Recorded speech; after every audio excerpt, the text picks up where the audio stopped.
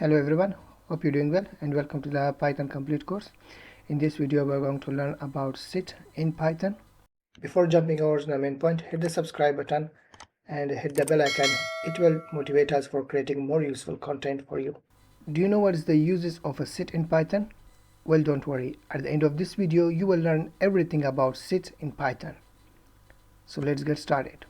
Sit is an unordered collection of unique elements. Unlike list or tuple, sit do not allow duplicate elements and they are not indexed.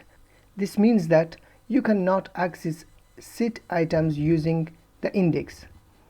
Sit are mutable, allowing you to add or remove elements after creation, but the elements themselves must be immutable. For example, number, string, tuples, and so on. There are some characteristics of a sit, which are: the element is a sit have not defined order. A sit cannot contain duplicate items. You can add or remove items, but elements must be immutable. You cannot access elements by their position as you would with a list or tuple. There are two ways to create a sit. The first one is you can use the curly braces for creating a sit, and the second one is using the sit constructor. If you pass the iterable like a list to the sit functions, duplicates will automatically be removed. Here's an example. In this example, we are going to use to create sit with the curly braces. First, we're going to name our sit, which is my sit, equal to, inside the opening and closing curly braces, we're going to put an element like 1, 2, 3, 4, and 5. Make sure to separate them with the commas. And in next, we are going to create a sit using the sit function. We are going to say my sit equal to sit, and inside the opening and closing parentheses we are going to pass the elements. And here we are going to use the duplicate element, which is 3 2 times. And when we print this, here you can see it will print as 1, 2, 3, and 4, but it will remove the duplicate value, which is 3. Now let's find out how can we add an element in sit. For adding an element, you can use the add method, or add multiple elements, you can use the update method. Now let's find out. And we have created a sit and passed some values, and after that we want to use to add another element. So we're going to say my sit add dot add, and if you want to add multiple elements, in this time we need to use the update method. And let's practice this as well.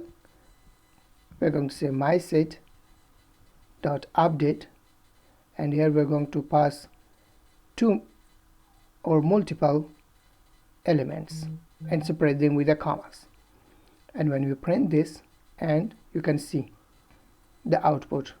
Now let's check how can we remove the element from sit. For removing the element, you can use the remove method or discard method. The remove method raises an error if the element does not exist, whereas discard does not. Let's find out. First, we're going to remove the second element from sit.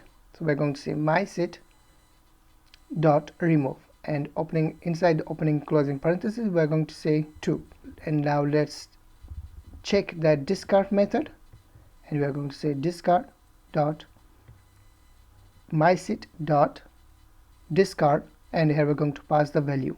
Print this, it's not going to show an error because using discard method it is not going to print has an error if the element does not exist, but the remove will print has an error. Sit supports various mathematical operations like union, intersection, and difference. The union combines all elements from two sets without duplicates. Let's practice this. First, we're going to create sit1 and pass some value. And the next we're going to create sit2 and pass some value with one duplicate. And now let's use the union set, which is the name of our variable, and we're going to say sit1 dot union. Inside the opening closing parentheses we're going to say sit2, and when we print this, you can see it will combine both sets without duplicate. The second one is intersection, which returns elements that are common in both sets. Here's an example. In this example, we are going to check the combination or a value which is combined in both sets. We are going to say intersection set, which is the name of our variable, and we are going to say sit1 dot intersection, and inside opening closing parentheses we are going to say sit2.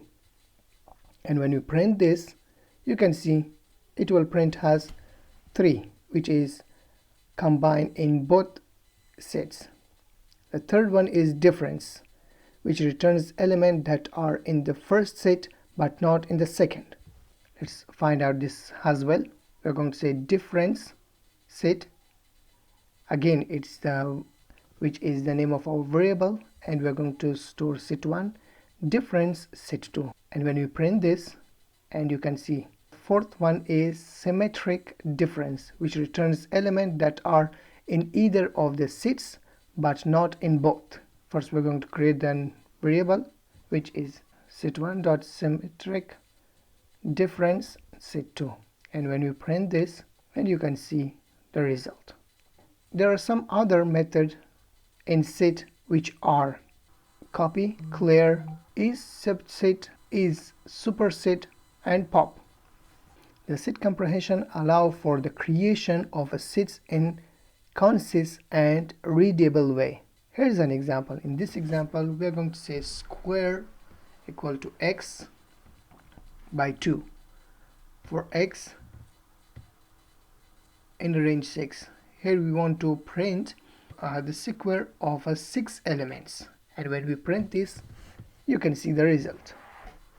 A frozen set is an immutable version of a set, meaning that you cannot add or remove elements after its creation. The frozen sets are useful when you need to set like a collection that should not be modified.